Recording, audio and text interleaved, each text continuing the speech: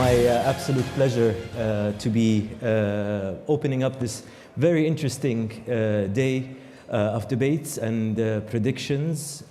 We've had a tremendous year, and definitely some of the things that have happened this year will be affecting us for years to come, not just in 2019. My name is Faisal Abbas. I'm the editor-in-chief of Arab News, the region's leading English language daily. I'm pleased to be here with Dr. Ian Bremmer. He is the president of the Eurasia group and a leading global expert on political risk. In fact, Ian's definition of emerging markets are countries where political risks are at least as important as economic factors. And this makes it very interesting because, as we all very well know, we are in an area that has lived for a very long time with political risk. This is why, Ian, we're going to ask you now to bring out your crystal ball and give us some predictions about next year and particularly about this part of the world. Look, thank you very much. It's great to be back with all of you. And it's interesting, I got up this morning and turned on my phone, and the first thing I saw in my LinkedIn account was, oddly, a quote from Sheikh Mohammed. So I'll say what it was. It was, "Without challenges, we won't feel the taste of success and happiness that we want for our people." The good news is that I will bring you those challenges this morning. Clearly, when we look at 2019, this is the most fraught, the most difficult and uncertain geopolitical environment that I have experienced in my lifetime. At the same time, the global economy is doing quite well. Global unemployment is at strong lows. Growth is expected in 2019 to be 3.7%. That feels robust. And though politics have made markets move down, they usually move right back up. People feel like the geopolitics are not necessarily having a big negative impact in the way we think about investing. Does that make sense? I think it does. Now, to be sure, there are a lot of things out there that make my spidey sense tingle. I'll give you three quick ones that have happened since I addressed you last year that make me worry. One, look at North Korea. Just 3 weeks ago, not in the media yet, there were significant attacks, the most advanced that we've seen to date, determined by the US Department of Treasury, tens of thousands of codes for ATM cards stolen by the North Koreans, printed, we believe, in Pakistan and Nigeria, sent to individuals in over 30 countries, and starting to use those cards at the same second. It was caught within 4 minutes, so they kept the damage under $1 million. If it had been 30 minutes, we would have had serious banking challenges. Number two, let's look at China. News that I've seen just in the last 24 hours. Turns out you saw that Marriott had hundreds of millions of accounts that were hacked into with the data stolen. Found out in the last 12 hours that that was done by the Chinese government. Doesn't feel great in the context of US-China trade negotiations. Now, the good news is the Chinese government did not steal it for commercial advantage. They stole it for security purposes, but it was still illegal. Russia, NotPetya, a piece of cyber malware developed originally by my country, the National Security Agency. It was stolen. The Russians used it against Ukraine. 10% of all of Ukraine's computers were destroyed.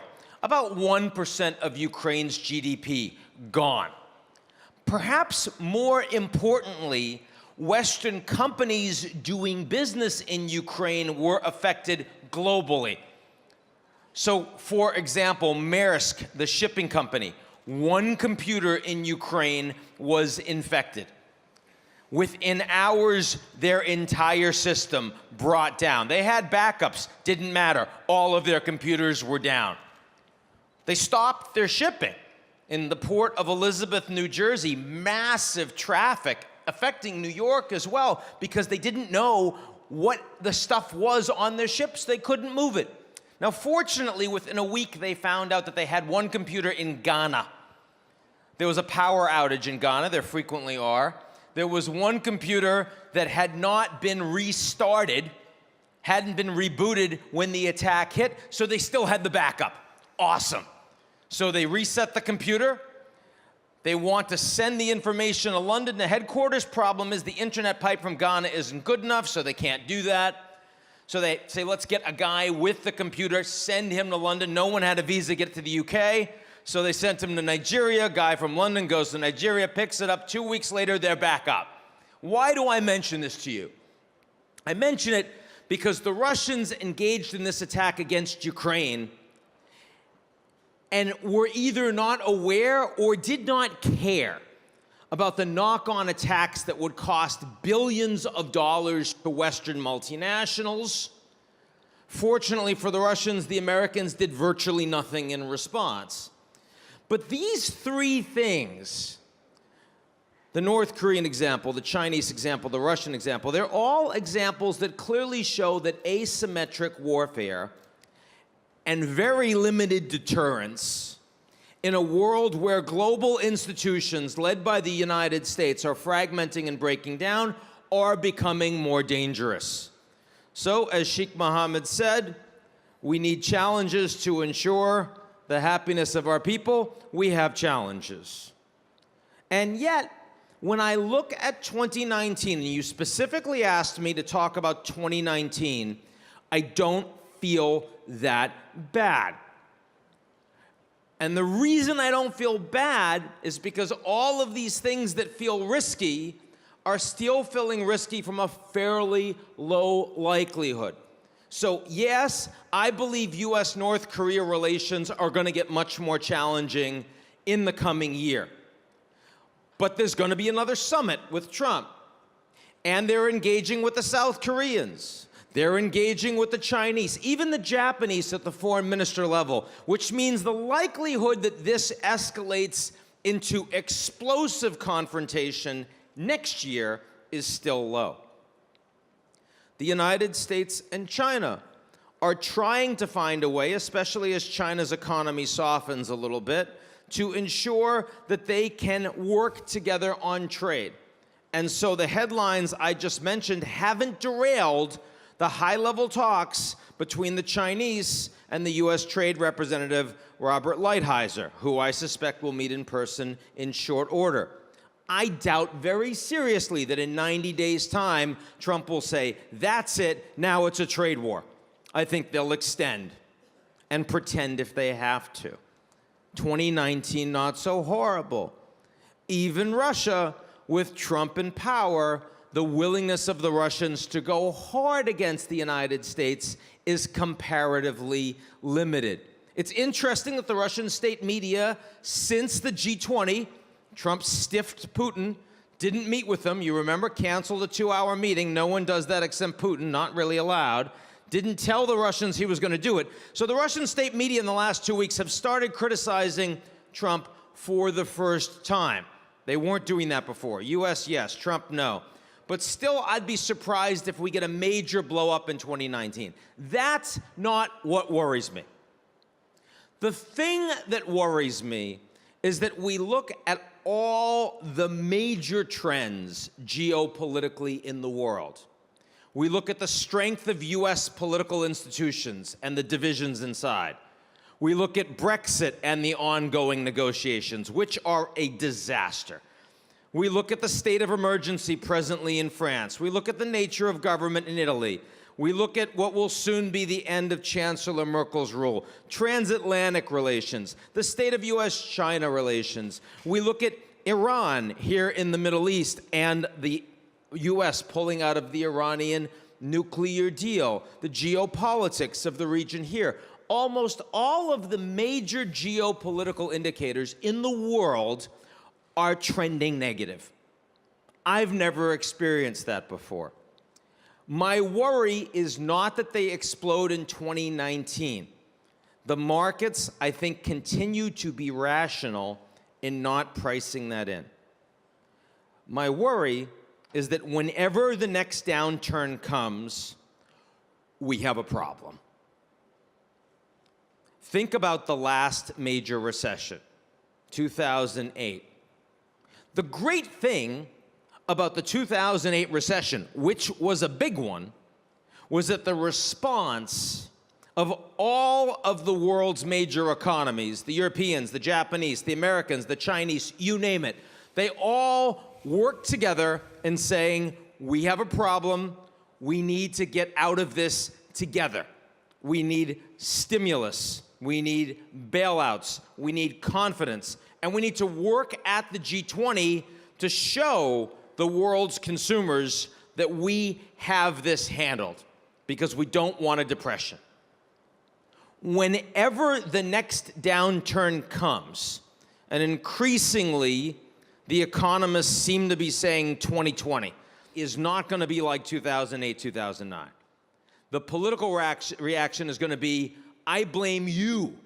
I blame you. The Americans will blame the Chinese will blame the Americans. The Europeans will blame each other, right? The Italians blaming the Germans and the Germans blaming the Italians. We do not have the resilience. We have spent the last decade losing political resilience all over the world. And while we can pretend that US-China relations are okay, the most important political relationship and economic relationship in the world, we can pretend that the Europeans are not about to fall apart and there's not going to be another exit anytime soon. When the next downturn hits, this dysfunctionality is going to grow dramatically. The places that I would pay most attention, US and China on technology. In 2020, that's when 5G is rolling out. Most of you have heard about 5G. You know about the next generation of smartphones and how you'll be able to download instantaneously anything you want. It's also what drives the Internet of Things and connectivity that is immediate, no latency. It's also what we'll use for smart cities and autonomous driving and all the rest. Here's what's interesting about 5G. The Chinese have one system, driven largely by Huawei. The Americans with allies have another. We, the Americans, are telling American allies, you will not use Chinese 5G. The Chinese, with One Belt, One Road, are investing significantly in lots of countries around the world, emerging and frontier markets, and they're increasingly saying, you're going to use our 5G. The next downturn we have economically, the global markets are going to feel fragmented. And the responses of individual countries will be more aligned towards one model or the other. I don't think we're ready for this. So the good news is that 2019, despite all of the dysfunctional headlines, doesn't feel horrible. The bad news is that we are heading for a much bigger geopolitical shock in the medium term. And everyone here has to understand that in the pit of their stomach. Has to understand that the political dysfunction that we see in the world today, when the economy is doing well, is not sustainable over the medium term. We have to fundamentally get that. A couple of quick words on the United States, and then we'll get to questions. I think after 2 years of President Trump now, The single most important takeaway is probably the fact that American institutions are pretty strong. The ability of Trump to do things that he wants to do that are not normal in the American political system is virtually zero.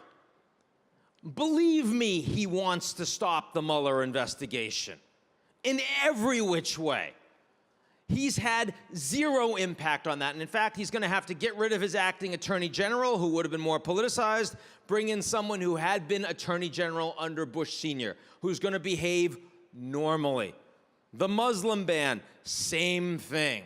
The wall that Mexico is going to pay for, same thing. If you close your eyes, if you don't listen to the tweets, if you just look at the policies, he kind of looks like a typical Republican, with the exception of the budget, where he's just done a deal that is massively deficit-oriented. Everybody supported it, and then the Republicans said that was too much money. But that doesn't look like he's coming off the rails. And I would not go too nuts thinking about 2019 changing that suddenly. 2019 will feel worse.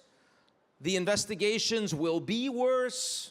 There will be people talking about impeachment. The Democrats will probably pursue those proceedings, and yet the Republicans will not vote against him. So will it really matter long term? No, the structural changes in the geopolitical environment away from the US-led order, that's what matters. Trump is speeding that up a bit, but he's not fundamentally changing it. What you need to ask yourselves in this region is, to what extent, over the medium term, is the United States going to be an active part in constructing the post-American order? Because the old American order is over. And there are two choices. The US can decide that it wants to have a fundamental role in whatever the next thing is, and will need to compromise a fair amount as a consequence with the Chinese, with the Russians, with the Europeans, the rest. Or will the United States increasingly say, we're not interested, which will have a very significant impact on everyone in this room, and that the Americans will largely react to whatever the next post-American order is, which will be constructed more by the Chinese than anyone else. So that's a little bit of a look at 2019, some big picture things to think about, and I'm looking forward to a bunch of questions now with my friend right behind me. Thank you very much.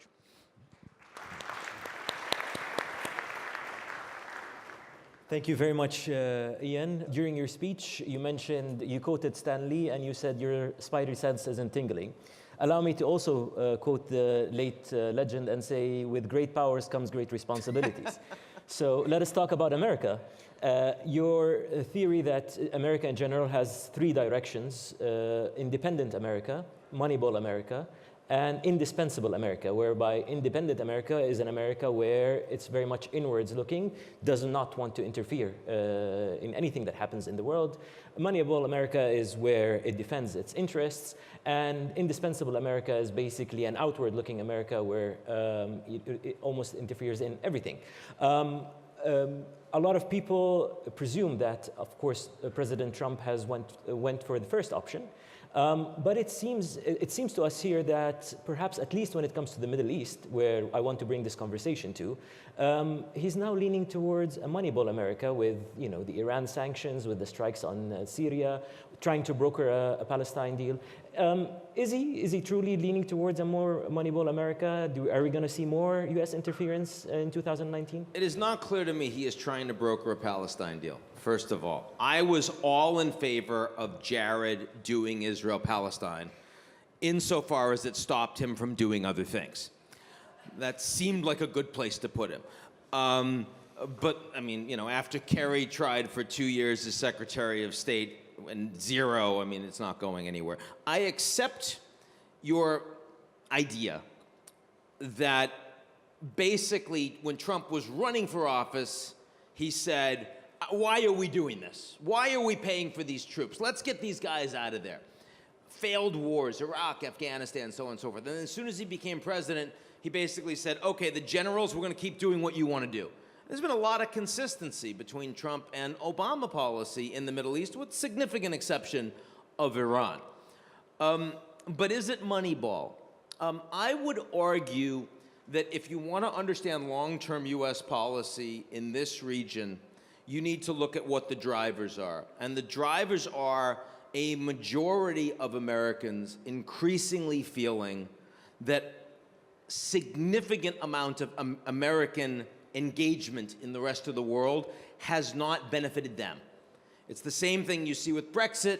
It's the same thing you see with the yellow vests in France. It's the same thing you see in Italy, you name it.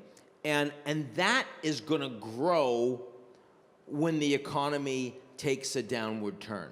U.S. unemployment's incredibly low, but it's mostly in the wealthy cities. The people that voted for Trump, their unemployment is still pretty high. They're not doing as well. They're angry about the wars. They're angry about free trade. They're angry about spending all this money. Add to that lower energy prices, and the United States now the world's largest oil producer, and I think the longer-term trends of America are towards disengagement with this part of the world. As a result, let me interrupt right there. Are we going to see more Russian and Chinese interference? As probably you know, President Putin is coming on sort of a landmark visit to Saudi Arabia early next year. Do you see a bigger Russian role in the region, or how do you compare that to the Chinese role? Now, it's interesting. When you asked me the question, you said, do I think there'll be more Russian and Chinese interference as opposed to engagement? Interference implies something you don't want. Engagement implies something you do want. I think that's interesting. The Chinese bring a lot of money. They bring a lot of investment. But they also bring strings and consequences. Historically, so do the Americans. The Russians tend to interfere a little more because they're not as strategic, they're more transactional. Before, it was Iran is so great for us, now it's a little bit more, hey, we're coordinating with the Saudis, we've got a great meeting with OPEC, that sort of thing. Look, I think the Russians aren't going away, but the Russians have limited strategic interests in this region. The Chinese are going to be, in my view, increasingly the dominant power here because their need for the resources will be extraordinary. Their willingness to spend on the infrastructure is vastly greater than anyone else. And their military footprint is also starting to increase. You see that in Djibouti. That's going to expand as well. One thing you didn't tackle in your speech earlier, oil prices. As you know, this is a very important topic for us. Where do you see oil prices in 2019? And if I can get a quick comment about Qatar withdrawing from OPEC, and how will that impact? I mean, Qatar and OPEC is a marginal player, so I don't think them leaving is significant. I wouldn't try to predict oil prices, but certainly in an environment where the U.S. has all these frackers that can snap back with production very quickly, and a geopolitical environment that's not benign but isn't going to explode, plus the Iranians getting the benefit of Pompeo and not Bolton working on giving people sanctions relief, that all implies, especially with the economy softening a little bit, a comparatively lower energy price. I do take the Monday GCC summit in a positive way.